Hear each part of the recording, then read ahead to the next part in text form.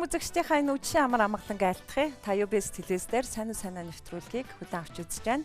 За өнгөрч байгаа 7 хоногт дэлхийн эмч нарын өдөр тохиосон. За өнгөрсөн хугацаанд одоо миний хувьд бараг 20 гаруй эрүүл мэндийн салбарын эмч, сувилагч нартай ярилцсан байна. Гэхдээ голцоо зүрх судасны эмч, мэс цэцлийн эмч нартай за мөн эрүүл мэндийн салбарын үйлдвэрчний эвлэлийн байгууллагын төлөөлөл гэдэг ер нь энэ салбарыг нийгмийн чухал хэсэг гэдэг талаас нь онцлон ярьж байсан байна. За өнөөдрийн эрхэм хүндтэй зочин бол миний хувьд бас анхны за бас судлахад их сонирхолтой салбар байлаа. Арьс судлалын салбарын төлөөлөл эрхэм эмч өнөөдөр нэвтрүүлгийн маань хамарт өргөцсөн байна.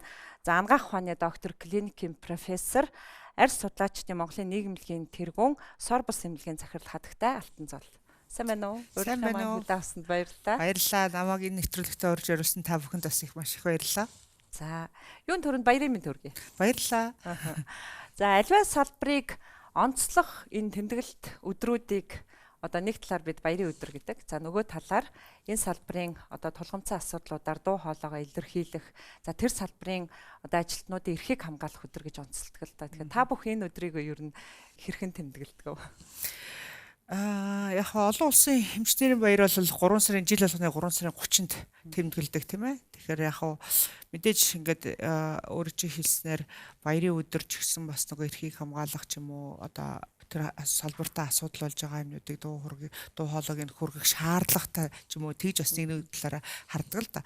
Яг нийтээр бол яг үнэ хэлэхэд бол бид нар бол яг баярын өдрөө л тэмдэглэдэг. Баярын өдрөөр ягаад тэгэхээр эмчнэр байна бас харьцангуй одоо нөгөө их ачааллын ажилтай цаг зав богодог тэдний хувьд яг өөрсдөнд нь эмчнэрт нь зориулсан ийм өдөр байгаад нь бас нэг өдөр ч гэсэн ихлээ сайхан тайван баяр баясгалантай тий хүмүүсээс талархлын үг тэгээд баяр хүргэсэн мэдчилгээ аваад ингээд өнгөрөх бол илүү гоё таатай өдрөлтэй гэдэг. 100 жилийн түүхтэй Монголын эрүүл мэндийн салбарын одоо салбар доторх салбар гэх юм да одоо чиглэлийг одоо та бүхнийг тий тэгэхээр арьс судлалын энэ чиглэл бол өөрөө Монголын нийгмийн өмнө асар их үүрэг гүйцэтгэсэн юм түүхтэй юм билээ. Тэгээ энийг бол тантай одоо ярилцахаар мэдээж энэ салбарыг тодорхой хэмжээнд олон зүйлийг уншиж харж байхдаа за мөн зарим хүмүүстэй ярилцаж байхдаа мэдээж авсан л да. Тэгэхээр та бид хоёрын өнөөдрийн ярилцлага бол мэдээж арьс судлал за мэдээж эмчилгээний гооцл гэдэг юм хоёр том сэдвээр яригдах баг. Тэгэхээр би өөрийнхөө бас ойлголтыг зөв болгохын тулд за үзэгчд маань бас өнөөдөр чухам юуны тухай ярих гэж байна гэдэг. Тэгэхээр та энэ салбарынхаа тухай бас товч танилцуулаад хоёулаа яриагаа ихтэй. Тэгэхээр яг арьсны салбар гэхээр яг энэ бол анх нөгөө өсөж явахдаа бол арьс өнгөний салбар гэж явж ирсэн л да. Тэгэхээр яг хүмүүс ч гэсэн одоо яг энэ нэршлийн хувьд бол бас нэг юм жоохон хүмүүсийн зарим хүмүүс нь ч гэсэн арьс өнгө гэдэг, зарим нь болохоор арьс гоо засал гэдэг ингээл яваад байдаг байна шүү дээ. Тэгэхээр сүүлийн нэг 20 жилд одоо яг арьсны өвчин, арьс судлал гэдэг нэг тусдаа бий даасан одоо болоод ингээд хөгжиж явж байгаа тийм ээ. Тэгээд тэр дээрээс нь нэмэгдээд гооцлын салбар маань харьцангуй нэг сүүлд орж ирсэн арьс гоо засал гэдэг энэ маань одоо нэг одоо салбар чиглэл болоод явж байгаа байна шүү дээ тийм ээ. Одоо би жишээлбэл арьс гэдгийг одоо хүний эрхтэн юмаа гэдгийг бол одоо их л хожуу мэдсэн байгаа юм л да. Ерөнхийдөө хүний биеийн эрхтэн гэхээр л одоо нөгөө элэг бөөр зүрх гэдэг энэ зүйлээр төсөөлдөг байсан. Арьс гэдэг бол бүр хамгийн чухал одоо эрхтэн юмаа гэд.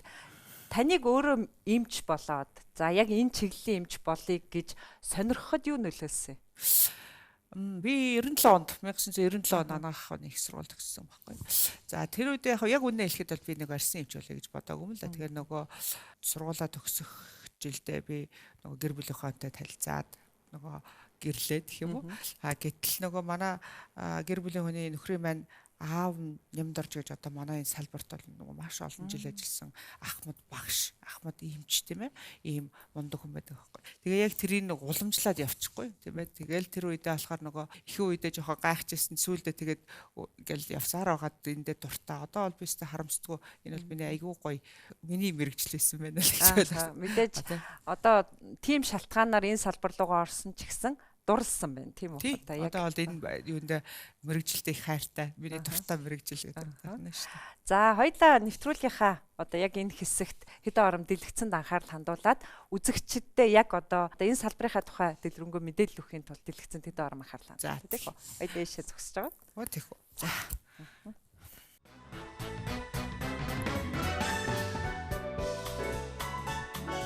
За Арьс судлал гэдэг маань анагаахын шинжлэх ухааны нэг томоохон бие даасан салбар. Өөрөөр хэлэх юм бол арьсны өвчин гэдэг бол бүх эргэтэн тогтолцоонуудыг эмгэгтгсэн, нэгтгэсэн тэр өөрчлөлтүүд нь хүний арьсаар илрэн гарч байдаг. Бусад эмнэлэг зүйн салбаруудаагаа бодох юм бол хамгийн олон өвчний оншийг оншилдог, эмчилдэг ийм томоохон салбар. Сүүлийн үед арьс судлалын салбар нэлээд эрчимтэй хөгжиж байгаагийн нэг хамгийн том жишээ нь бол гоо сайхны салбар болж эхэлж байгаа юм. Хүн гой сайхан харагдахын тулд гоо засал, гоо сайхан хоёрыг бас биднээс дотор нь ялах хэрэгтэй болов гэж би эмчийн хувьд хэлэх гээд байгаа юм л. Гоо сайхан бол зүгээр нүүрний иллэг, будалт, сайхан харагдахын төлөө хийж байгаа энэ олон үйлдэлүүдийг хэлж байгаа. Гэхдээ арьсны бүрэн бүтэн байдлыг алдагдуулахгүй байна. Засал гэдэг бол ямар нэгэн хүнд одоо төрөлхийн ч юм уу олдмол одоо дефект тийм ээ өөрчлөлт тийм ээ эдгээрийг засах эмчийн хийх үйлдэл шүү гэдгийг л сайн ойлгох хэрэгтэй. Маш олон эмнэлгүүдийн үйл ажиллагааг бас нэг стандартжуулъя гэдэг тийм ээ. Тэгэхээр арьс гооцлын үүдэн эмнэлгийн стандарт болон арьсны эмч нарын хийх үйлдэлийн жагсаалтыг бол бид нар арьс судлаачны Монголын нийгэмлэг арьс гооцлын мэргэжлийн салбар зөвлөлийн одоо бүрэлдэхүүнтэйгээр бид нар боловсруулад хилцээд эрүүл мэндийн яамд хүргэсэн байгаа. Тэгэхээр энэ стандарт хэрэг ингээд батлагдчих юм бол одоо хин дуртай нь бас одоо арьс гооцлын одоо эмчийн үйлдэлүүдийг хийгээд авах асуудал бол нэлээд зэгцрэх байх гэж бодож байна. Яг нь энэний зохицуулгыг яаж хийх вэ гэхээр бид бол үйлчлүүлэгчийн хувьд бол ганцхан л юм аа.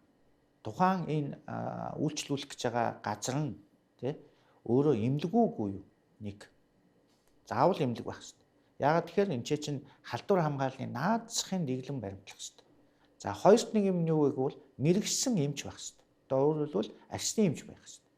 Гурав дахь нэг зүйл нь тухайн эмчийн одоо CV гэж хэлдэг тий хаана ямар ажил хэрэгжиж ийсэн тийм ээ энэ болгоно харагдж ийж тухайн үйлчлүүлэгч өөрөө сонголтоо хийх юм шүү дээ. За би энэ хүнд итгэж болох уу, итгэж болохгүй юу? Би зөв газар орж ирж үү, үгүй юу гэдгээл тухайн үйлчлүүлэгч сонгож аваач л гэж хэлээд байна. Тэрнээс одоо тэрийг болохгүй хаалгана, энийг болон зөвшөөрнө гэж тэгэж хамаагүй бас ярьж болохгүй. За манай байгууллагын хувьд бол арьс судлаачдын Монголын нийгэмлэгтэй бол маш олон жилийн хамтын ажиллагаатай явж байгаа. Ялангуяа алтан цол эмчтэй бид нар хамтраад арьсны эмч нарыг бол хавар болон намрын чуулганыг зохион байгуулж эмч мэргэжилтнүүдийг бол сургах, судалгаа шинжилгээний ажлыг хилцүүлэх, за мөн гадаад дотоодын хуралд бол хамтарч эмч нараа оролцуулах чиглэлүүдээр бол хамтарч ажилладаг. За мөн арьсны эмч нарыг одоо мэргэжлийн зэрэг цол олгох зэргийн шалгалтыг бас нийгэмлэгтэй хамтарч зохион байгуулдаг байгаа. Арьсны мэс заслын энэ салбарыг одоо би өөрөө байхдаа хөтөлбөрийг гаргаад энэ дээр нь одоо бусад өөр салбарынхантай ялангуяа мэс засал, гэмтэл, хавдрынхан гэх мэтлийн олон салбарууд нийлж иж энэ мэс заслын салбарыг хөгжүүлэх гэж ингэж хөтөлбөрөө боловсруулдаг. Тэгэхээр тэр олон нөгөө салбарын эмч нар, багш нар энэ сургалтаа явуулдаг, тийм ээ. Тэгээд нэг 4 хүн төгссөн. За тэр 4 хүний нэг нь бол анагаах ухааны доктор Алтан Зул байгаа. Тэгээ одоо энэ манай арьсны салбарын нэгийг нь том хэсэг болох арьсны мэс заслын салбарыг улам цаашдаа сайн хөгжүүлж авч явах байхаа гэж би ер нь хувьдаа их итгэл найдвар үзүүлж хүлээцтэй байгаа гэж хэлж болно. За манай арьс гооцлын салбар бас үүсч хөгжихэд бол Алтан Цул эмчийн үүрэг бас нэлээдгүй байгаа. Манай арьс судлаар одоо үндсэн мэргэжлээ эзэмшээд цаашлаад одоо гооцлын чиглэлээр бол нэлээд нарийсэд сурсан. За манай дээр ангидагчдын нэг гэж үздэг байгаа. Тэгэхээр Алтан Цул эмч бол бас залуу эмч нарыг чадваржуулах сургах тал дээр бас өөрөө санаачлаад нэлээдгүй сургалт ажлуудыг зохион байгуулдаг байна. Манай Алтан Цул огш бол мэргэжилтэй мэрэгсэн, гарчсан, дадлах туршлагатай, ёс зүйн өндөр, хариуцлагатай эрдэм боловсролынхаа хувьд ч гэсэн тэргүүлж яваа манай эмчнэрийн нэгэ гэж албан ёсоор би үнэлж дүгнэ. За. За мэдээж энэ салбарынхаа тухай оршил олгож тодтогох мөн зочноо илүү танилцуулах үүднээс би энэ салбарын мэдээж энэ салбарын мэрэгчнүүдийг бэлтгэж байгаа энэ 3 хүнийг одоо сонгож зорж очиж бас ярилцсан. Тэгээд энэ ярилцсанаас энэ дээр бол чухам намайг ямар асуултууд асуусан бэ гэдгийг та бас анзаарсан баг. Тэгэхээр энэ бас ярилцлагаараа чухам юу хүндэх гээд байна гэдгийг ч бас ойлгож авсан баг гэж бодож байна. За би одоо нэвтрүүлэгтээ урьсан зочноосоо үзэгчд маань яг юу мэдмээр байгаа, юуг бас асуумаар байгаа гэдэг талд нь өөрөө ажиллахыг их хичээдэг л дээ. Тийм. Тэгэхээр өнөөдөр бол та түрүүн бас онцолж хэлсэн арьс судлалын салбраасаа одоо дэрэгдэн ингээд маш одоо эрчимтэй шин зүүн гарснаар хөгжиж байгаа одоо энэ эмчилгээний гоо сайхан тий одоо чухам яг ямар нэршлэр хэлдгийг та бас тодтогч хэлж өгөрөө.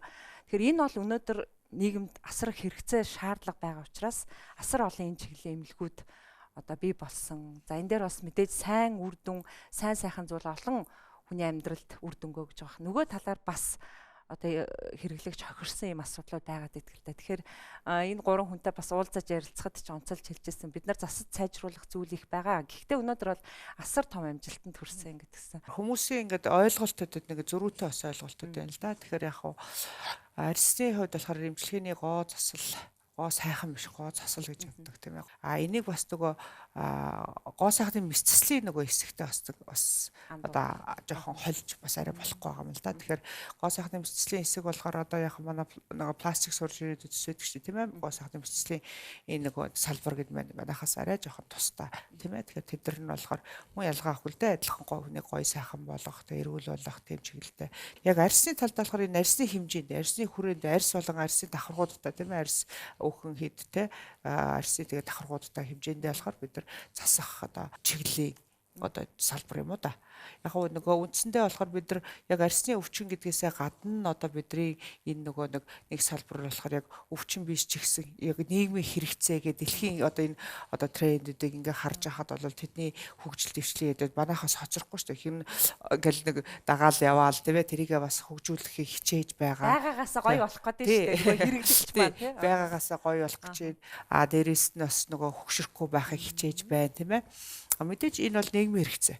Энд болохоор хүмүүс л яг янз янзаар ханддаг л да зүгээр байгаагаараа байж исэн дээрс л засаг залруулсан дээр ч гэдэг юм уу тийм ээ ийм бол энэ бол хувь хүний өөрийнхөө бодол. Гэхдээ энэ яалччгүй энэ өөрөө энэ одоо энэ бол дэлхийн нийтийн чиг хандлага хэрэгцээ хүмүүсийн тийм ээ бид нар одоо хүмүүс одоо эрүүл байх ёстой, өссөө занзлах ёстой ч гэдэг юм уу тийм ээ эсвэл ийм хоол ундаж ёстой, ийм хэмжээнд эрүүл байх ёстой гэдгийг яг л адилхан нөгөө нэг талд ингээ хэрэгцээ нь болоод явж байгаа хэсэг байна шүү дээ манай арьс гоцлын одоо салбар болол тийм ээ хүмүүст хэрэгцээ байгаад байна. Зорж очих эмнэлгүүд маань бий болж байна маш олноор. Миний гол асуулт бол тэд нар яг мэрэгжлийн одоо хүссэн хэмжээний үйлчлэгээ үзүүлэхэд баг хуваарь ч гэсэн хэрэглэгчдийг бас хохироод байгаа асуудал байгаад байгаа. Би таныг орж байгаагийн хувьд бол мэдээж та энэ салбарын төрийн бас байгууллага холбоог тэргүүлж ажиллаж байгаа хүний хувьд энэ дээр ер нь дүн шинжилгээ хийж үзсэн үү? Энэ яг аль хэсэгт нь тийм зүйл тохиолдоод байна? За,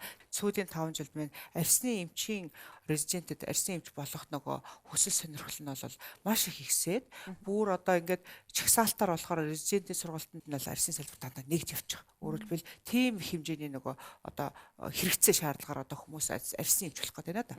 За, нэг талдаа энэ бол бидний хувьд болохоор нөгөө салбар маань бас ингээд ач холбогдолтой болж байна, нэр хүндтэй болж байна, ингээд цаашаалтай боловч нөгөө талдаа энийг бас зах зээлийн юугаар мөнгө юм шиг харах тийм ээ. За энэ салбараар одоо гоцлын юм хийгээд ах юм бол илүү их мөнгө олдог юм шиг одоо бас нийгэмд нэг тийм нэг үзэгдэл харагдаад байна л да.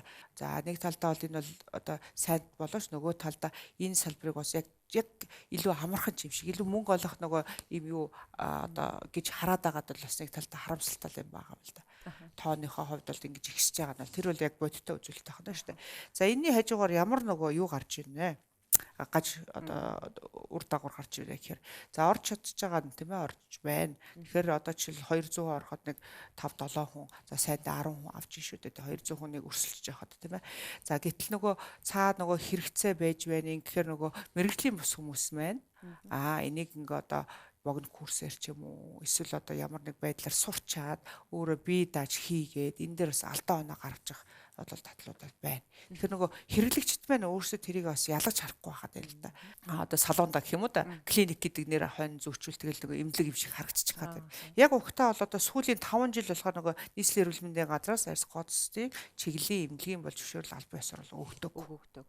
Өөрөлдвөл тоон болцсон хангалттай гиссэн байгаа шүү дээ. Тэгэхээр энэ одоо өдөр тутамдаа л одоо манад ингээл олон нийтийн сүлжээгээр харахад тийм эмнэлэг нэгжиж байна. Ингээд судалгаа явж ийн ингэж ингээл тийм ээ яваал гэдэг ахна шүү дээ тийм ээ. Яг хэрэглэгч яаж таних вэ гэдэгт одоо инхтэр багш бол хариулсан байгаа шүү дээ. Тий. Адаглал ороход хамгийн түрүүнд шаардах одоо зүйл бол тийм зүйлс аа. Энийг цэгцлэхийн тулд бас стандарт боловсруулж одоо батлагдах шатанд авсан гэсэн. Харин тэгэхээр бид нар болохоор нөгөө арьс гоо цослын эмнэлэг байна бас нэг арай өрмөцсөн одоо нөгөө бас юу байх нэ, шаардлагатай байх нэ. Энэ дээр бид нар ямар эмч ажиллах уу, ямар мэрэгжлийн инженертэй хүн ажиллах нь тийм ээ. Тэнд ямар ажилбарууд хийхийг зөвшөөрөхгүй юу гэдгийг ингэ стандартжуулах заагаад шаардлага гарахгүй болвол одоо алдаа оноо гарах юм уу тийм ээ, эрсдлүүд гарах ийм мэдээс болохоор энэ заавал стандартчлах ёстой гэсэн үүднээсээ бид ийм стандартаа хийсэн тийм ээ. Тэрийг бид нар хэлцээд энэ чинь олон дахин ингээд апдейт хийгээд засаж залруулад ингээд одоо бол бид нар батлуулах шатанд явж байгаа л да.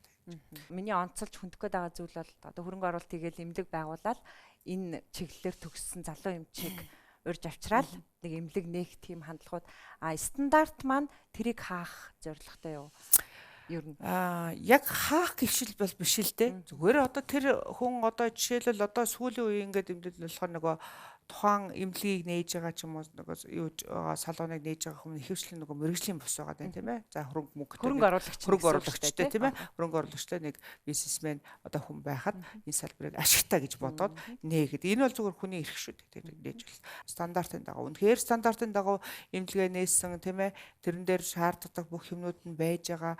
Тэгээ боловсон хүчиндээ хувьд ч гэсэн ингээ болж байгаа бол одоо энд л одоо хаад зөрчлөх юм байхгүй. Зүгээр яг нөгөө талдаа бол энэ асуудал гараад байгаа нь болохоор нөгөө туршлагагүй залуу эмчнэр эсвэл бүр нөгөө төгсөөгүй эсвэл бүр мэрэгжлийн биш эмчнэрийг авцраад тэгээд тэнцэнэ ингээд ажилбар гээд хийгээд байхаар тийч алдаа оноо гаргах гэдэг. Эмчийн мэрэгжлийн онцлог болохоор тийм ээ олон жил байж байна. Ийм алдаа гарвал ингэн тийм ийм алдаа гарах болжшгүй. Хүний бие бол ямар машин техник биш тийм ээ. Тэгэхээр яг тэнцэн тийм юм байна, чинь ийм байна гэх юм байхгүй. Хүн болгон онцлогтой. Энийг тооцоолох одоо мэдрэмжтэй тийм мэдлэгтэй байж ижлээ алдаа оноо багтаал байх хэрэгтэй. Би бас тантай ярилцахын тулд энэ салбарын тодорхой мэдээллүүдийг уншаад бас ингэж уулзаж ярилцсан хүмүүсээс сонирхоод асууад арьсыг одоо жишээлбэл дэлгэмэл хэлбэрээр харах юм бол 2 м квадрат хэмжээтэй байдаг. Тий 2.5 гал тий. Тэгээд 2.5-аас 3 кг хэмжээтэй. Тийм. Тэгээ яг хүний нөгөө тий нийт бол ерөнхийдөө хамгийн том хэмжээгээрээч жингээрэж хамгийн том эргэтэн тооцогддог байна шүү дээ тий. Тэгээ яг нөгөө арьс маань өөрөө том битэй жижиг битэй хүн дээрээс нөгөө тарганд юунаас тэгээ өөхөн идтэйгээ нэлээд ирэх юм бол нилээ нөгөө одоо жингийн байна одоо эзэлцдэг тийм ээ. Тэгэхээр яг ийм хэмжээгээрээ жингээрээ эзлэхийн хажуугаар авах зүгээр бид нар хүмүүсийн харж байгаа болохоор арьс маань зүгээр бидний гадныг бүрхцэн л нэг юм гэж боддог. Тэгэхээр энэ арьсанд бол маш олон нөгөө үүрэгтэй байна шүү дээ. Зөндөө бол хамгаалах одоо ингэхээс гадна одоо нөөцлөх тийм ээ. Одоо тэрэнд нь бас зөндөө олон бодис солилцооны одоо үйл явц явагддаг мэдрэх үү даарч хөрөх одоо өвдөх захтнах гэхээс ахуулаад одоо маш олон нөгөө энэ үүрэг ролтой эргэтэн байна шүү. Тэгээд биеинд мэдрэх хамгийн ихний реакцийг мэдэрч идэг гэдэг утгаараа тэгээд цаашаага төв мэдрэлийн системд дохио өгнө тийм ээ. Дулаан зохицуулгадоор нь хүн халуурахаар яах юм тийм ээ. Эсвэл халууцаар яах юм, даарахаар яах юм. Энэ үндсэн нөгөө гол дулаан зохицуулгад оролцдог чухал эргэтэн шүү дээ. Би тэгээд түрүүний тэр мэдээллийг ойр орчимдоо бас хуваалцлаа л да. Тим хэмжээтэй байдаг, тим килограммтай гин шүү гэсэн чи одоо миний ойрын танил. Тэгвэл жин дээр зогсоод 3 илэг ер нь хасаа болчихвол зүгээр юм байна гэж хашигнажсэн. За мэдээж таны хувьд бол арьс судлаачдын Монголын нийгэмлэгийн тэргүүн за мөн анагаахын шинжилгээ ухааны үндэсний их сургуульд бас багшилж байсан гэсэн. Тэгэхээр энэ салбарынхаа одоо бүр суураас нь эхлээд бүх асуудлыг мэдж байна л да. За мөн дээрэс нь өөрөө бас Sorbus гээд одоо эмнэлгийн захирлаар ажиллаж байгаа. Тэгэхээр эмнэлэг ямар стандарттай ажиллах ёстойг тодорхойлж байгаа энэ байгууллагын бодлогыг боловсруулаад явж байна. Тэгэхээр энэ бүхэн одоо тийм харшилтах зовлон өдр байх уу? Гайгүй юу? Яг л тэр бодлогоо мэдээж хэрэгжүүлэх жишээ болдог уу таны эмнэлгийн хувьд те? Яг уу тийм. Тэгэхээр нөгөө мэдээч хэрэг өөрөө тэр одоо энэ салбартаа байгаа те. Энэ тоогоон дотор нь чанагч байгаагийнхаа хувьд болохоор бас нэг юм юу байхаасаа стандарт байгаасаа юм болгоно нөгөө юутай байгаасаа одоо ном журмаараа байгаасаа гэдэг үүднээс бол би мэдээж хичээж лээ л да тийм ээ. Харьцангуй одоо яг имлэг ямар хэвээр арьсны имлэг ямар байх хэвээр. Тэгээд мэдээж өөрөө тэр стандартыг ингээд шахаж шаардж байгаа залуу эмчнэрийн резидентүүдийг сургаж байгаа хүнийхээ хувьд болохоор одоо өөрийнх нь үлгэр жишээ үзүүлэхгүй бол эн чинь бас гэл хүн харахад бол тийм шүү дээ тийм ээ. Тэгэхээр аль болох яг тэл одоо хичээж илээд одоо юугаар яг төвхтэй юм бол байхгүй. Мэдээж хэрэг аль нь нөгөө хууль эрх зүйн талаас ямар байх хэвээр, практик талаас ямар байх хэвээр тийм ээ. Ийм гэдгийг нөгөө мэдж байгаа болохоор харьцангуйд бол яг бол нэг төгшөөгч юм уу тийм хоорондоо зөрчилдөх юм бол гайхалтай тийм ээ. Монголын одоо аливаа салбарын хөгжил ололт амжилтыг дэлхийн стандарттай их жишиж ойрхон байна гэвэл бид нар их тийм сайн үнэлгээтэй явсан байна гэж ойлгодог л та бидний хувьд. Тэгэхээр мэдээж энэ салбар бол бас дэлхийн стандарт. Өнөөдөр ямар эмчилгээ, технологи тренд болж байна, тэрийг шууд оруулж ирэх юм боломж нөхцөл бол нээлттэй байгаа. Энэ тал дээр хэр ойрхон яг уу зүгээр дэлхийн стандартаа айгүй ойрхон гэж бас хэлж чадахгүй л да. Тэгэхээр энэ улс улсын өөрийнх нь хөгжил тийм ээ тэдгээрийн эмчнэрээ бэлддэг тийм нөгөө юунууд нь бол жоохон зөрүүтэй шүү дээ. Яг ингээд яг тэднийхтэй төстэй, эднийхтэй төстэй гэж бас шууд авч болохгүй байгаа. Тэгэхээр Монгол улсынхаа хувьд л өөрөөр манай орн чинь арай онцлогтой тийм ээ. Ямар хууль дүрм байна, ямар стандарт байна. Бид нар бол үндсэндээ бол нэг улсынхаа юун дээр тулгуурлаж суур болгож агаад тэгж л нэг Монгол хөрсөнд суулгасан тийм. За би энэ дээр бас нэг зүйлийг онцлох гэдэг нь одоо жишээлбэл элэг шилжүүлэн суулгах хагалгаа Монголын нөхцөлд хийгддэг тийм үү. Одоо бүр ингээд нэгэнт манай эмчнэр бол ур чадвар нь харагдцсан. Тэр шиг Монголд тэр үйлчилгээг авах одоо гадны нэг аль улсад Япон, Солонгос тий энэ улсад авах үн ханшийн хувьд асар зөрүүтэй байдаг да. Яг танаа салбарын хувьд тийм ялгаа байдгүй. Тийм тэлгүй яг мэдээч хэрэг ялангуяа бол энэ гоо сайхны тий гоо сайхны салбарч чинь бол энэ айгүй том зөрүүтэй юу ахна шүү дээ. Тэгэхээр гоо сайхны ажилбарууд байна харьцангуй одоо нөгөө ийм өндөр өртөгтэй дээрээс нь яг шууд хэлэхэд бол тасаг хэрэглээний одоо нэг юм шүү дээ тийм үйлчлэгээтэй тийм манай улсын хувьд болохоор одоо иргэдийн тоон хэд илээ тийм ээ амжиргаан ямар үлээ тийм ээ гэдгээс хамаарат бидний үйлчлэгээний үн мэн одоо бас нөгөө тэртэй одоо дүүцэх очих тийм ямар боломжгүй байхгүй тийм ээ.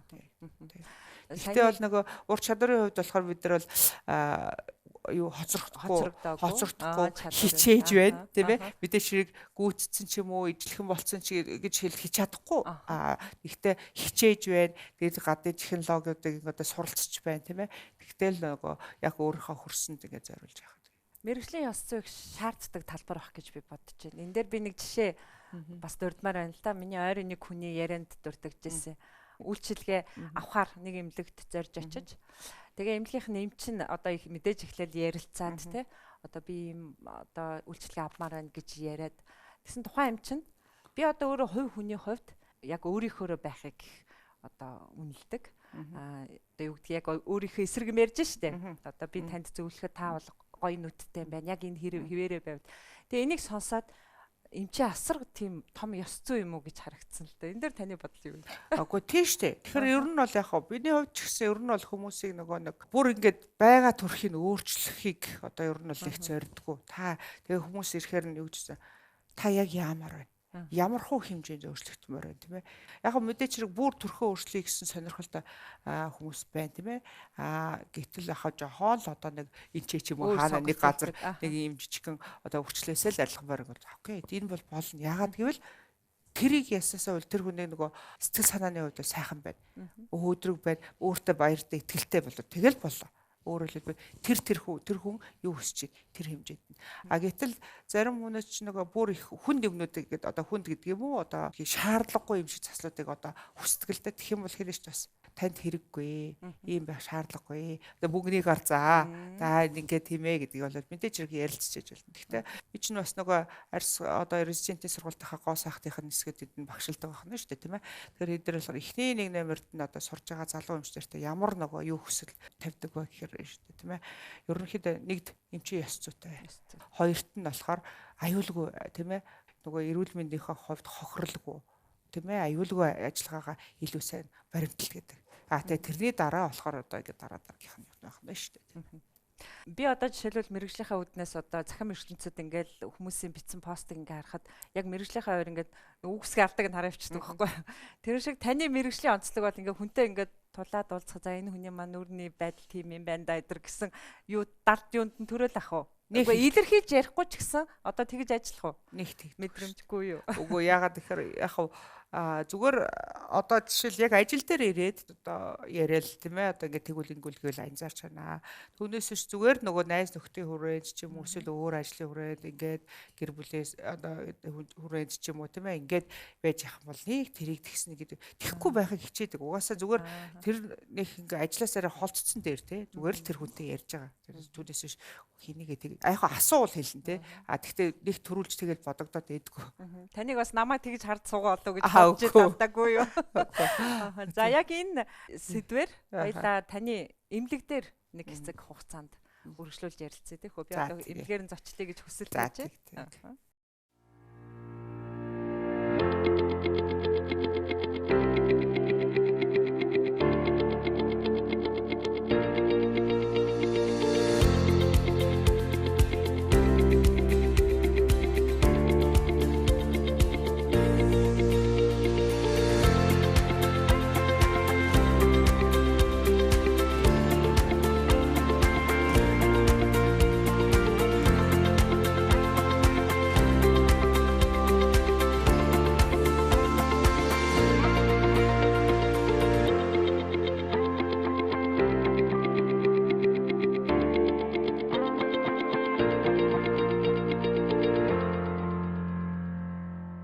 Өнөөдрийн ярилцлаганд бол би нөгөө илүү үзэгчд маань юу сонирхож байгаа, ямар асуугаасаа гэж бодож байгаа гэдэг талаасаа гэхээр илүү энэ гоо сайхны эмчилгээний мэслийн талбар бол миний сонирхлыг илүүтэй татчихин л да. Тийм тэгэхээр ер нь өнөөдрийн одоо яг энэ салбарын асар хурцтай хөгжиж байгаа хэрнээ одоо бас богино хугацаанд технологийн болоод ийм олон талын шилжилтүүд, хандлагын өөрчлөлтүүд хийгдэж байгаа. Өнөөдөр яг ямар байгаа энэ салбарын?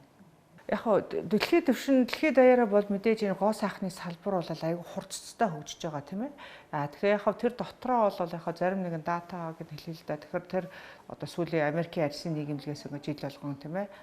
Мөн тодорхой үгээр 5 жил тутамд тайлан гаргадаг бэлтгэлийн гоо сайхны бэлтгэлийн тоо тэргээр эргэлжиж байгаа хөрөнгийн хэмжээг ингэдэг байна шүү дээ тийм ээ. Тэгэхээр 20 оны байдлаар ер нь бол яг мэс заслаар гоо сайхны одоо хагалгаа хийлэгдэг одоо хувь нь 16% буурсан мөртлөөсөө одоо манайхаар болохоор мэс заслын бус гэж ярьж байгаа нон инвазив гэж ярьдаг тийм. Тэгэхээр энэ арга нь болохоор 176% гэсэн байгаа байхгүй.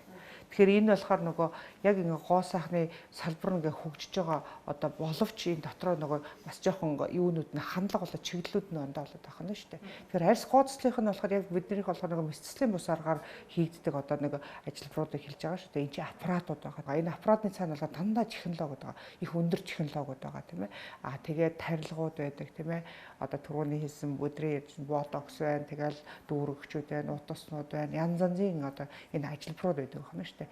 Мэсцлийн бус ажилбарууд байдаг. Тэгэхээр яг энэ чиглэл нь болохоор маш их нөгөө илүү их нөгөө хурцтай хөгжөөд тэгээд тэр Америкийн тэр арьсын нийгэмлэгээс гаргасан жишээлбэл одоо 18 он хүртэл гэхэд чинь 17 тэрбум доллараар одоо тэгэхээр нөгөө ийм энэ салбарт одоо тийм хэмжээний хөрөнгө оруулалт хийж байгаа. Ноёдлон жил яг 20 оны өвөл Хятадын засгийн газар болохоор энэ салбарыг бол онцгой анхаарах хэрэгтэй болоод байна. Яагаад тэгэхээр энэ хүний хэрэглэн дээр биш тийм ээ. Хүний хэрэглэн дээр одоо жишээл гар утас технологийн дараа хоёрт нь орж хүнсээс илүү даваад орсон юм шүү дээ. Хүнс хувцас одоо юу гэдгийг бусад хэрэглэнээс илүү одоо ингээд энэ гоо сайхны одоо хэрэглээ салбарт нь болохоор тийм их хэмжээний хөрөнгө хэрэгжилж байгаа болохоор тэгээд тэнцээ бол онцгой анхаарах хэрэгтэй тийм салбарын нэг болсон байна гэж үзэж байгаа юм шүү дээ. Одоо мэсийн бус, мэс заслахгүйгээр гэдэг нэр томьёоны хувьд хүртэл сонсохоор илүү эрсдэл багтай болж ийн гэж ойлгож байна. Яг нэг талдаа болохоор эрсдэл нь айгүй бага боловч нөгөө талдаа технологи сайн бүрэн эзэмшихгүй болохоор нөгөө түлэх ч юм уу хүндрэл үзүүлэх ч юм уу бас тодорхой хэмжээгээр эрсдэл бий.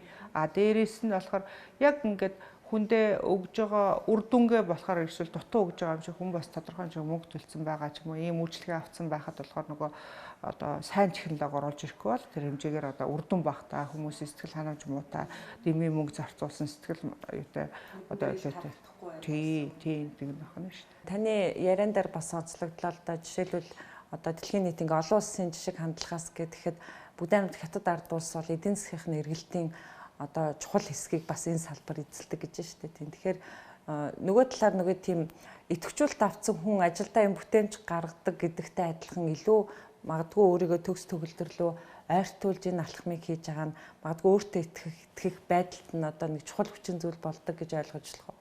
Судалгаагаар нотлогдсон зүйл байдгүй. Яг ингээд жишээлбэл гоо сайхны ажилбар хийлгээд илүү өөртөө ихтэй болоод тэрнээсээ одоо ингээд бүтээн хэмжээний өндөрслөө гэд тэгээд яасан юм бол бас байхгүй л дээ. Одоо тийм судалгаа, нарийн судалгаа болоод би тийм ямар нэгэн юу хэлж чадахгүй байна. Зарим нэгэн хүнд бол тэгж санагдах байх л да. Заавал одоо энэ гоо сайхны юм хийж ээж хүн өөртөө ихтэй болдог биш л дээ. Бүгд энэний цаан чинь хүний зан чанар байна, ажил хөдөлмөрийн хөлөөлөл тий. Тэгэхээр энийг өөртөө хүн ихтэй байгаад ингэж явхад бас нэг хүчин зүйлд нь нөлөөлөх хүчин зүйл нь бас байдаг юм аа л гэж. Түүнээс биш энэ гол нь гээгүй, тэргүүлэх нь гээгүй тийм ээ. Нэг чухал хүчин зүйл тий. За баярлалаа. Цөөхөн орон бас одоо таны хамт олон дунд үйл ажиллагаанд тань бас танилцлаа. Студидтэй хоёулаа ярилцлага үргэлжлүүлээ.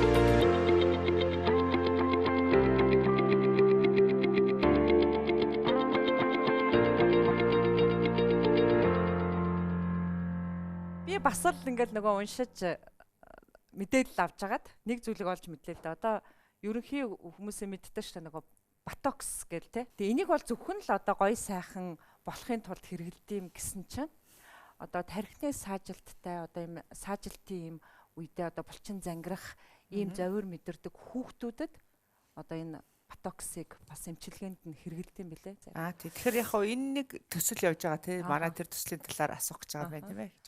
Яг хоо яг өөрөө тэр стандартын дагуу байх ёстой гэдгийг одоо шаардаж тийм ээ тэрийг ингэж хүсэж ингэж суулгах гэж байгаа тэгж явж байгаа хүнийхээ хувьд болохоор энэний нэг ажил нь болохоор энэ гооцлын эмнэлгүүдэд хэрэгжилж байгаа бүтээгдэхүүнүүд фейлер одоо өөрчлөсөн ботокс, утас зүү тэгэл одоо тариурууд эднэр маань одоо бүртгэлтэй Монгол улсын регистрийн дугаартаа тийм ээ эндээс өгсөн зөвшөөрөгдсөн албан ёсоор ороосоо тодорхой тэр нөгөө тээвэрлэлт хадгалтын гормыг хангаад ирсэн ийм байгаасаа гиднэгүүдээс бол нэлээд олон бүтээгдэхүүнүүдийг бол өдөр нөгөө яг албан ёсоор авцраад тэгээд тэрийг өөрсдийнхөө амьдаг дээж хэрэглэн бусад эмнэлгүүд ч гэсэн тэрийг хэрэгжилж яадаг байна шүү дээ.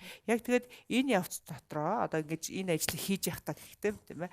Тэгэхээр нөгөө Солонгосын Meditox гэдэг энэ компанитай холбогдоод тэр болохоор энэ дэлхийн одоо ботокс үйлдвэрлэлийн дэлхийн хоёрт ордог айгүй том компани байна шүү дээ. Азийн зах зээлийг бүхэлд нь одоо хангадаг тийм ээ. Дээрээс нь Америк руу бас нөгөө аллерген компаниг одоо тэр ботокс үйлдвэрлэдэг нэрийн бүтээгдэхүүнээ гаргадаг ийм том компани байна. Их том компани. Тэгэхээр манайх шиг жижигхэн одоо шинээр байгуулагдсан юг одоо тоож байх болов гэж бодоод тэгэл зориглол ямар ч байсан нэг уулзаал тийм ээ ингээл хүсэлт гаргаал тэгээд мэдээж нөгөө дараалалаар явж байгаа тийм ээ тэгээд бид нар зөвшөөрөөд одоо яг айгу жижигхэн зах зээлтэй бидний тийм ээ нөгөө албан ёсоор ингэж яахыг бодвол тэд нар дэмжиж ирсэн байна шүү дээ. Яг анх бол ийм төсөл том төсөл хэрэгжүүлэе гэж бас бодол байгаагүй л дээ.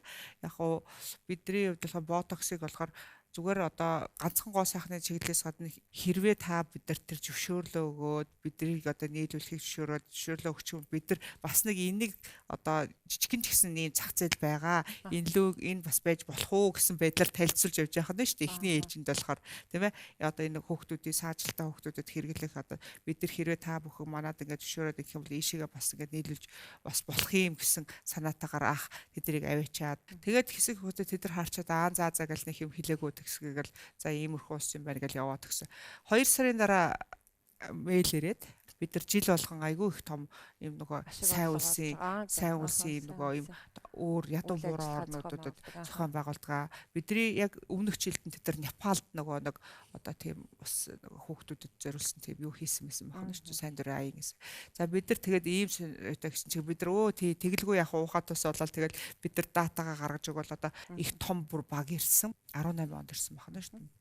Тэгээ яг бидний хувьд болохоор тэр Meditox компани маань өөрөө хүүхдүүдэд хэрэгцээтэй нэг ботоксоо нийлүүлээ. Та нар энийг гайлын татварлаад одоо тээврийн зардлын бүрэн хариуцнаа. Бидэрт бол энэ мэдээлэл нэлээд хачаал орж ирж байгаа шүү дээ, тийм ээ. Тэгээд ягаад гэвэл нөгөө тухайн бүтээгдэхүүн маань өртөх нь одоо бол одоо 200 юнитэй ботокс нэг ширхэг 400 мянга байдаг байна шүү дээ. Тэгэхээр бид нар одоо нөгөө буруу харж үйлээ зөв харж ирээж байгаа л одоо зөвшөөрсөн дээ. Тэгээд одоо нэг талдаа яг дотор сайхан байсан тийм ээ, бидний сайн үлсэн аян хийж тодорхой хэмжээний ашиг олж байгаа боловч энэ маань эргээд нөгөө эргээ саажилтаа хүмүүстэйгээ тэдний зориулагдаад ингээд гарчаа. За тэгээд одоо столер болох юм байна гэд тэгээд жишээрээ тэгээд хийсэн бахна шүү дээ. За та ер нь сайн уу сайн нэвтрүүлгийн өмнө үзчихсэн үү? Би нэг цөөхөн дугаарыг үзчихсэн. Нэг онцлог байдгийг ямар онцлог байдаг вэ те? Харин зөндөө гоё сюрпризүүд л авчих байдаг шүү дээ. Сайн уу сайн нэвтрүүлэг маань мэдээж одоо оролцож байгаа зочныхоо одоо яриаг үзэгчтэй илүү ихтгэл үнэмшилтэй. Тэгээ энэ яриаг бас хамтдаа сайхан өрнүүлэх тийм эрхэм хүндтэй зочиндоо зориулж урдгий. Тэгээ одоо студидтэй бас нэг зочин мэдээж энэ таны одоо эрхэлж байгаа үйл ажиллагаатай холбоотой ингэж уншиж, ярилцаж одоо багш нартай хамтран зүсгэгчтэй ярьсаар байгаа л энэ хүнийг бас нүдэ олсон сонголт байх гэж бодоод эрхэм хүндтэй зочин урьсан. Хүлээн авахд бэлнэ үү? За. Сайн нэвтрүүлгийн урилгаар Анагаахын шинжлэх ухааны үндэсний их сургуулийн сэргээн засаг анагаах ухааны тэнхимийн эрхлэгч хадагтай Балжин нэм хүрэлцэн ирсэн байна. За сайн байна. Баярын өдөр нь бас нэгэн эрхэм хүндтэй. Магадгүй найз нь тэгээ хамтран зүтгэгч нь учраас за танд баярын минь төргийн нэвтрүүлгийн маань урилгыг хүлээн авсан байна. Сайн уу? За баярлалаа. Ойр дуулцаг баяр. За эмчтэрийн баярын минь төргийг. Сайхан нэвтрүүлэгт орж аваад нь тэгээ бас намайг урьж. Алтан зуул эмч болон эдний хамт олонний сайн үлсийн баяр боломж олгож өрсөн их баярлалаа. За баярлалаа. Энэ цуудал тавиад гурлаа ярьсгаа өргөжлүүлье.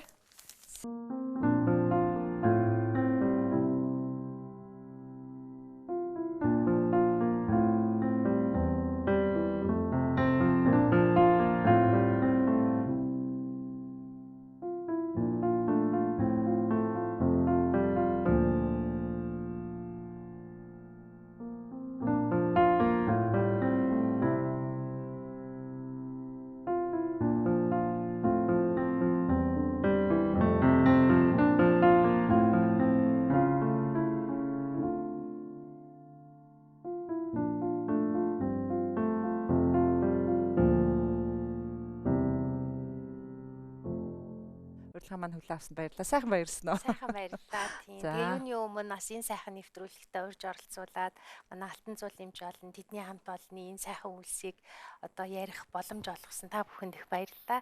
Бид нар бас хэдийгээр ингээ хамтарч ажилладаг гэсэн тэр болгон уулзаад баярлалаа гэж хэлээд байх нэг боломж их сайн олддгоо. Тэгээ энэ завшааныг ашиглаад одоо нийт одоо сэргээн засгийн эмч мэргэжлийнхаа өмнөөс одоо энэ сайн үлсэд нь одоо их талархаж авдаг юуны түрүүнд бол хэлмээр байна. Тэгээд түрүүн сонслоо энэ бидний одоо хамтын үйл ажиллагаа энэ 2018 онд Meditox компани болон CC Medlax компаниудын тусламжтайгаар анагаахын шинжлэх ухааны үндэсний их сургуулийн эмнэлэг дээр ботокс тарилгыг одоо тархины саатаа хүүхдүүдэд тарих одоо тэр тарилгыг 10 жилийн хугацаанд одоо цаад компаниас нь үн төлбөргүйгээр нийлүүлэх гэрээ байгуулад за тэгээ манай CC Medlax компани бол түүнийг биднэрт нийлүүлэх юм үүрэгтэй гэрээ хийсэн. За одоо энэ ботокс тарилга гэдэг маань нэг талаасаа бидний эмчилгээний одоо ашиглаж байгаа маш гайхамшигтай технологи. Тэгэхээр тархины саа гэдгийг та бүхэн мэдж байгаа тийм ээ. Өөрөөр хичнээн одоо тархиных нь гэмтэл цаашдаа амжирахгүй ч гэсэн тэр булчин чангарлынхаа бол маш тухайн хүүхэд маань өсөж томорхын хэрээр хөдөлгөөний үйл ажиллагаа хязгаарлагдах, амьдралын чанар буурах, өдөр тутмын үйл ажиллагаа өөртөө үйлчлэх чадвар, за тэгээ бүр цаашлуур сурч боловсрох, нийгмийн оролцоо хязгаарлагдах маш том юм сад бэрхшээл болоод идэг. Тэгэхээр ботокс тарилга бол ерөөсөө л тэр одоо булчин чангарлыг бууруулах эмчилгээний үүд хаалгана гэсэн үг. Ерөөсөө хаалга нээж өгж байгаа маш том аш тустай одоо тариа гэсэн үг байхгүй юу? Тэгэхээр тэр хэрэг ботокс тарилгагүйгээр булчин чангарлыг сулруулах одоо мянган эмчилгээ хийгээд ямар ч үр дүн байхгүй. Тэгээ нөгөө хүүхдүүд маань одоо яг л бусдын хүүхдүүдтэй адил тоглох, сурч боловсрох эрхтэй, инээж хөхрөхтэй, сургууль явах, найз нөхдөдтэй болох хөгжих заавал одоо шаардлагатай шүү дээ. Тэгэхээр одоо манай энэ City Medlux компани биднэрт одоо хийж байгаа энэ одоо биднэрт болоод энэ Монголын хөгжлийн бэрхшээлтэй хүүхдүүд, тархины саатай хүүхдүүдэд оруулж байгаа маш том хөрөнгө оруулалт. Зөв мөнгөн дүнгээр ярих юм бол одоо бидний одоо хүссэн хэмжээгээр гэдэг шиг хамгийн багадаа л одоо жилдээ одоо 100 саяар яригдгаар л одоо имийг биднэрт ингэж үн төлбөргүй өгөө тэрийг бид нар одоо энэ имчилгээ орчин үеийн технологид хэрэгжилж байгаа гэдэг бол маш том амжилт байгаа. Тэгэхээр төсөл хэрэгжиж эхлээд нийт одоо 4 жил болж байна. Тэгээ энэ хугацаанд жишээ нь бид нар 500 гаруй хүүхдэд тарьсан байна. 500 гаруй хүүхдэд бид нэр жишээ 800 шил одоо ботокс тарьсан гэдэг чинь нэг шил нь одоо зах зээлийн үнээр ямар үнэтэй илээ те. Тэгэл бодоход мэдээж төр засгийн дэмжлэг байхгүй байгаа, хомс байгаа энэ нөхцөлд одоо тэдгэр хүүхдүүдэд инээ дажаал бэлгэхлэхийн тулд бол энэ бол маш сайхан үйлс байгаа. За нөгөө талаас зөвхөн бид нараас имчилгээ хийгээд байгаа биш. Яг одоо энэ нотлоонд суурилсан сэргээн сангаа ухааныг хөгжүүлэхийн тулд энэ ботокс тарилгынхаа үр дүнгээр эрдэм шинжилгээ судалгааны ажлуудыг нэлээд том хүрээнд Монгол улсын хэмжээнд хийгээд одоо олон улсын одоо маш олон тооны хурал илтгэлтэй авч хилцүүлж байна. За дараагийн нэг юм нь болохоор энэ ботокс тарилга нэвтэрснээрээ одоо сэргээн засгийн хэмжээ мэрэгчлэлтний ур чадвар бол ерөөсөө гэрлийн урдаар агсан гэж бодно. Өөрөлдөх бид нар дэлхийн одоо мэрэгжил нэгт эмч нартайгаа одоо нэг хэлээр ярих боломж олдож гин гэсэн үг байхгүй. Одоо дэлхий дээр л яг хийж байгаа үндсэн эмчилгээ учраас тий. Тэгэхээр түрүүн хэлсэн үүд хаалга гэдэг шиг нэгэнт одоо нөгөө эмчилгээнийхээ хаалгыг нэгэд өгчөөр дараагийн нөгөө тарилгын дараа хөдөлгөөнцөл хөдөлмөрцөлтэй нөгөө нийгмийн үйл ажиллагаа, нийгмийн сэргээн засгийн чинь үр дүн тэр чинээр их сайжирч байгаа гэсэн. За бас нэг айгүй том чухал ажил нь бол юу вэ гэхлээр энэ ботокс тарилгын хүрээнд бид нэг хүүхдийн сэргээн засгийн эмч мэрэгчлэлтэн төрөлсөн мэрэгчлэлтэн бэлтгэх бас их суурин тавигдсан. Тэгэхээр яг сүүлийн 4 жилд жишээ нь бид нар 10 гаруй эмчийг бол жишээ нь зөвхөн хүүхдийн сэргээн засаг гэсэн төрөлсөн нарийн мэрэгчлэлээр сургана гэдэг юм уу сурцсан бэлтгэх бас их суурин тавигдсан. Тэгэхээр яг сүүлийн 4 жилд жишээ нь бид нар 10 гаруй эмчийг бол жишээ нь зөвхөн хүүхдийн сэргээн засаг гэсэн төрөлсөн нарийн мэрэгчлэлээр сургана гэдэг юм уу сургаж мэрэгшүүлээд энэ ботокс тарилгыг бол эмчилгээний салбарт одоо амжилттай Монгол Улсын одоо энэ нэлээд салбарт нутагшуулсан байгаа. Тэгэхээр одоо зөвхөн нэг тарианы асуудал яригдаагүй энд бол бүхэл бүтэн нэг салбарын хөгжлийн тухай яригдж байгаа. Тийм мэрэгчлэлтний хүртэл бэлтгэсэн жишээ нь энэ одоо тариаг одоо саатаа хүүхдүүдэд одоо хийхин тулд нийтдээ 4 удаагийн олон улсын хурал хийсэн байдаг. Одоо Солонгос улсаас Юнсей их сургуулийн профессорууд ирээд яг энэ ботокс тарилгыг яаж хийх үү гэсэн хурлууд, семинаруудыг зохион байгуулахад бас Алтан цуулын эмч болон хамт олон ивент тэтгэгчээр оролцож исэн. 2 эмч бол Солонгос улсад очиж суралцж исэн жишээ нь тий. Тэгээд Монгол улсдаа дотооддоо гэхэд бас л 4-5 одоо эмч мэрэг одоо хурал одоо семинаруудыг зохион байгуулад дотоогоор жишээ нь давхарцсан тоогоор нэг 300 гаруй эмч мэрэгчлэлтэнгүүдийг жишээ нь бэлтгэсэн эрүүл мэндийн яамны одоо онцлогоо эмчилгээний заавар нь боловсруулсан. Өөрөөр хэлэх юм бол одоо Монголын хангах ухаанд энэ бол нөгөө ботокс тарилга маань одоо нутг эхлэлийн л одоо бид нар энэ хамт олонны хүчинд бол хийсэн. Тийм учраас би таны урилгыг бол маш их дуртай хүлээж аваад одоо баярлалаа. Надад хүртэл би одоо их өөрөөр харж ирсэн байна энэ салбарыг. Тэгээд ингээд хүмүүстэй уулзаад ярилцаад уншаад мэдээд ирсэн чинь үгүй энэ ингэж ярихгүй одоо маш том асуудал энд явж байна. Тэгээ би энэ дээр бас нэг зүйлийг асуумаар байна л да. Та бол мэдээж энэ салбарын сургуульд нь одоо төлөөлж ажиллаж байгаа хүн. Төр засаг үнийг олж харж байна уу? За харамсалтай нь одоо жишээ за яг одоо 4 жилийн өмнөөс гүүр болоод хэрэгжүүлж өмнө нь яадаг байсан. Одоо энэ саажилттай хүүхдүүдэд маань ямар үйлчилгээ үзүүлдэг вэ? Өмнө нь бол яг хөө мэдээж эдийн засгийн боломжтой нэг цөөхөн тооны хүмүүс бол Солонгос руу энэ жишээ нь Тайланд юм уу энэ очиод тариулдаг байсан. Гэтэл тэр чинь ямар их зардал илээ. Тэгээ ботокс тарилгын маань өөрийнх нь онцлог бол нэг 6 сар орчим болоо дахиад булчин маань чангараад ирдэг. Дахиад тариулах хэрэг болдог. Тэгэхээр зөвхөн тарианых нь үнэн гэхэд нэг удаа нэг хүүхдэд тарихад хамгийн багаар бодоход бараг 800 мянга орчим болдог байхгүй юу? Тэгэд тэрийг жилдээ жишээ нь 2 тариулаад явах хүүхд хэд байгаа илээ гэдэг чинь ерөөсөө байхгүй байсан юу гэжтэй боломж маш муу штэ. За төр засгийн хувьд ч гэсэндээ бас энэ одоо яг үнэндээ олж харахгүй байна. Бид нар бас мэрэгжлийн хувьд бол бас нэлээд олон газар нь хэлж байгаа боловч одоо ялцчгүй л бид нар одоо энэ компани тусламжтайгаар л биднээс үйл ажиллагаа үргэлжилж байгаа. Тэгэхээр одоо Сицимэдлакс тэр Солонгос Медтокс компанийн бол хүмүүнлэгийн одоо маш том л ажил хийж байгаа буянтай хүмүүс байна. Одоо хугацаатай гэрээ маань одоо 10 жилийн дараа яах вэ гэдэг бас толгойн 6 юу? Одоо 4-нд явцсан байдаг. Тэгэхээр таны хувьд бас маш их баярлалаа. Тийм маш их Одоо тий. баярлалаа. За би бас харин сая ингээд ярихаар нь Балжны багшигаа ярихаар нь бас нээрэт тийштэй. Нээрэт тийштэй л дотроо бодлоо. Тийм ээ бид яг ингээд хичнээн ингээд юу гэж байгаа боловч гэсэн нэрээ энэний чинь цаана одоо тийм тэр олон улсын хурлууд байна. Эмчтнийг сургасан байна. Энэ салбарыг түлхэц болсон байна тийм ээ. Тэгээ бас судалгаа шинжилгээний ажлууд байна тийм ээ. Одоо стандарт зөвлөмжүүдэд нөгөө өдөртөмжүүд бий болж байна. Ингээд явахар чинь нэрээ энэ ажлыг ингэж тухайн үедээ эхлүүлсэн жахта бас тэгээ цаашдаа ингээ явчин гэж бодсонгүй. Гэхдээ өдөө хүртэл явсанд нь бүр нөлөөс ийм сайхан болоод үгээд нэрээ чи энэний цаа чи ямар олон хүүхдүүд айгу гоё ингэж бас энэ олон хүүхдүүд буян болж байгаа. Тийм тэгээд тэр одоо гэр бүлийнх нь одоо ижээ аавд бол тий одоо хүүхдээ тэр өвчнөр одоо ингээ шаналаад байж ах 4 жилийн өмнөөс ийм боломж биш тэгээд тэр имчилгээ нь орж ирээ. Тэгээ үн төлбөргүй хийгээд өглөхөөр тэд нар одоо хичнээн баярлж байгаа.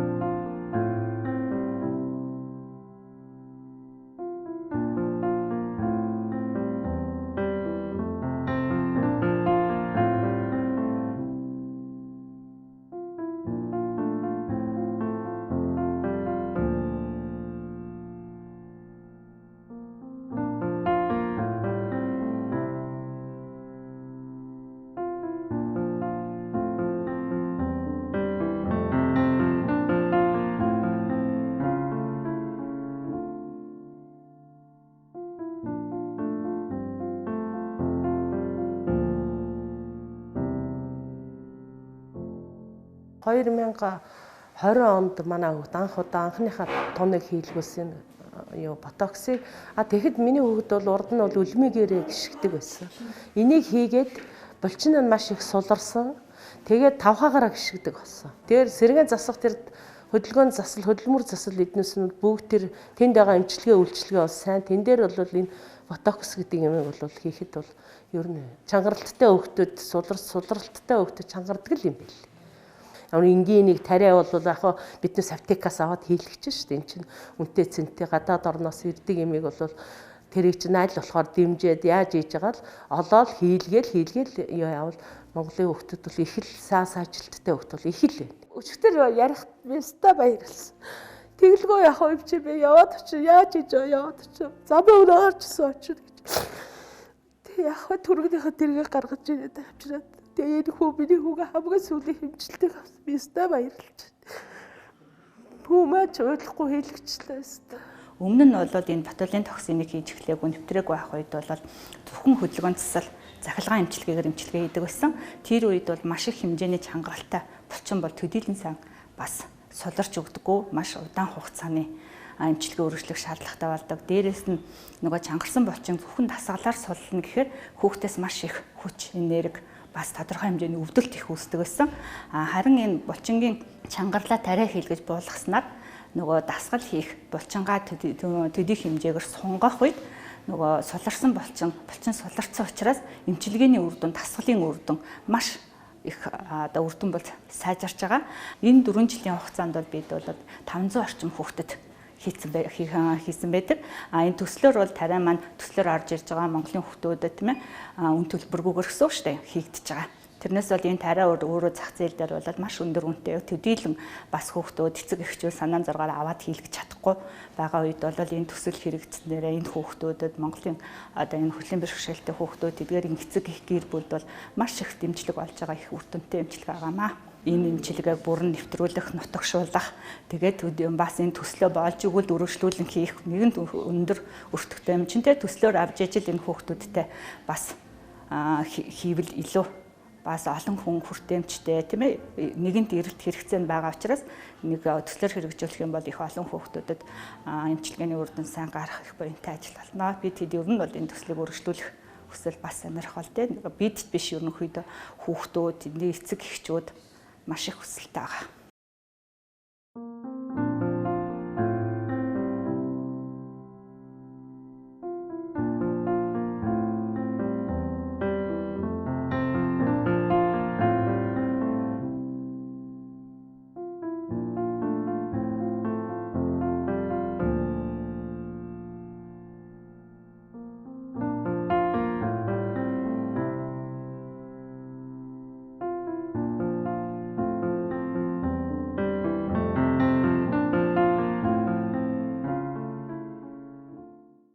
Тэгээ ерөөсө хүүхдийн чинь одоо яг төрөөс тархины саагт чи өөрөө бүрэн имжлэгдэхгүй боловч хэрвээ сэргээн тусламж үйлчилгээний тусламжтайгаар тэр хүүхдүүд сургуульд явж болно, найз нөхдөдтэй болж болно, нийгмийн оролцоо харилцаанд орж болно, спортоор хичээлж болно тий. Яг л ингээ булчин чангарчаад байгаа юм чи 1000 наан нь одоо хөдөлгөөн цэцэл хийдэг юм уян уулаа гэд тэр чинь ерөөс үр дүн байхгүй. Тэгэхээр ботокс бол ерөөсөө л эмчилгээнийх нь эхлэл нь байхгүй. Ботоксгүйгээр тэр чангарлыг суллана гэхэд одоо бас маш их бэрхшээлтэй. Мэдээж нэг зарим нэг тохиолдолд одоо зүгээр шинж тэмдэг бууруулах те өвдөлт намдаах гэдэг юм уу зорилгоор хийдэг боловч дийлэнхтэй ялангуяа хүүхдэд бол ерөөсөө л үйл ажиллагааны чадварыг сайжруулах, өдөр тутмын үйл ажиллагаа, хоолой идэх чадварыг тий ядаж халбаа барьдаг болно гэдэг чинь бол асар том дэвшил байхгүй тухайн хүүхдийн хувьд тий. Тэгэхээр энэ бол одоо юутай зөршгүй тий маш том одоо буйны үйлс юм да. Тэгэхээр та бүхэн тэгээ шантрахгүйгээр цааш нь уламжлаад тий одоо төр засгийн төвшнийг хүмүүст бас энэ одоо төслийг дахин үргэлжлүүлэх энэ гарц боломжийг дахиад сунгаараа та бүхэн маань боломжтой бол үргэлжлүүлээрэ тэгээд өнөөдөр нэвтрүүлгийн маань урилгыг хүлээн авч баян сайхан үнэлэмж үгийг одоо энэ хүнд онцолж хэлүүлэх нь миний зорилго байлаа. Тэгэхээр одоо та бүхэндээ амжилт хүсье. Би тантай ярилцах энэ ярилцлагандаа анх бэлдэж эхлэхдээ бол за олон бүсгүйчүүд одоо буруу алхам хийгээд гоо сайхны зөв газар гооцлын зөв газар очтгүй гэдэг өнцгөр ярьсхандаа яг үннийг хэлэхэд бэлдэж эхэлсэн. Гэтэл үгүй юм байна. Маш том одоо үйл хэрэг та бүхэн бүтээж аваа юм байна. Тэгээ та бүхэнд амжилт хүсье. Танд баярлалаа. Сайн уу сайнаа нэвтрүүлгийнхаа нэрийн бэлгийг үзэг дэвтрийг танд барьж байна. Тийм мөн өнөөдрийн эрхэм хүндтэй зочин Алтан цул эмчтэй бас нэвтрүүлгийнхаа нэрийн бэлгийг гадуулж байна. Баярлалаа. За баярлалаа. Нэвтрүүлгээ жаргаж бас таныг үг хэлхийг орж байна. Харин айгуу сюрприз болоод тэгээд ийм сайхан үг хэлээд игсэн чи би бүргээ сэтгэл хөдлөөд бүргээ хараг хэлүүд тэгээд яг би бас гэж нэвтрүүлэгт орох гэж байхдаа бодож ирсэн л да. Яг энэ салбарынхаа тухай, нийгэмлэгийнхаа тухай яри, алдаа оногийн бас ярилцсан хүмүүст бас нэг юм ойлголт бас сайхан өгье тийм ээ. Энэ маань бас дандаа нөгөө юм юу биш юм шүү. Одоо ганцхан ашиг сонирхлын юм байдгүй юм шүү. Энэ хэд бол хичнээн хүмүүсийг зассаад гоё болгож исэн ч гэсэн энэ маань одоо бас тухайн хүнд урам өгж байгаа тийм ээ, өөртөө ихтэй байдлыг өгж байгаа тийм ээ. Энэ чиглэлээр одоо бас ярина хүмүүс зөв ойлгоосаа гэсэн нөгөө юутай гэсэн илүү бодолтой ярьж ирсэн тийм ээ. Гэхдээ бас дундуур нөгөө тэр төслийн юм ярьж ирээд гидийн зочин мэн ирээд нөгөө юу маань бас яг энэ салбарт байна бас л хэрглэж байгаа энэ нэг тарилга байна. Олон хүүхдүүдэд эцэг эхчүүдэд нь бас буян болоо тийм. Тэгээд энийг маань бас ингээ хараад баярлалаа. Та нарын хэдүүлээ бас маш их баярлалаа. Тийм ээ. Бараг хийсэн зүйлийг өөрт нь эргүүлээ тайлх юмсан биш үү? Тийм би бас яг ингэж хэлэн ярина гэж нөгөө төсөөлөөгүй болохоор гээд ярихаар сая гэж хажуугаас хараад байлаа тийм. Нэрээ тэгсэн биш тийм. Нэрээ юм биш имчилгээ биш. Ерөөсөө л яг нөгөө эрдэм шинжилгээ, сургаалт, имчилгээ, нотлохоон цурсан, гавхан ингээ бүр цогцоор нь энэ төслийн хүрээнд бид нэр хийж чадж байгаа. Учираас бол үнэхээр бахархалтай байгаа. За баярлалаа. Тэгээд дэлхийн эмч нарын өдөртөн зориулсан нэвтрүүлэгтээ та бүхнийг урьж ярилцахад бол таатай байлаа. Үзэгчд маань бас асуухыг хүссэн асуултуудыг би бас өмнөөс нь тавьж чадсан гэж итгэж байна. Та бүхэндээ эрүүл энхийн манаа одоо энэ ажил үйлсэд амжилт хүсье. За баярлалаа. Амжилт хүсье. Хоёулаа тэгэл хичээгээл үргэлжлүүлээ л байх юм байна. Тийм ээ. За баярлалаа. Тэгэхээр сайн нэвтрүүлгийг хүлээн авч үзсэн үзэгч та бүхэндээ баярлалаа. Өнөөдрийн нэвтрүүлгийн маань эрхэм хүндтэй зочин анагаах ухааны доктор, клиникийн профессор, арьс судлаачдын Монголын нийгэмлэгийн тэргуун, сорбс эмнэлгийн захирал Алтанзул. За түүнтэй бас энэ салбарт мөр зэрэгцэн ажиллаж байгаа. Анагаахын шинжилгээ ухааны үндэсний их сургуулийн сэргээн засах анагаах ухааны тэнхимийн эрхлэгч, анагаах ухааны доктор, дэд профессор Балжин Нямнаар үзэгч та бүхэнтэй ярилцлаа. Эх 7 хоног шинэ зочинтой иргэд уулзъя. Баяртай үзэгчтэй сайхан амраарай.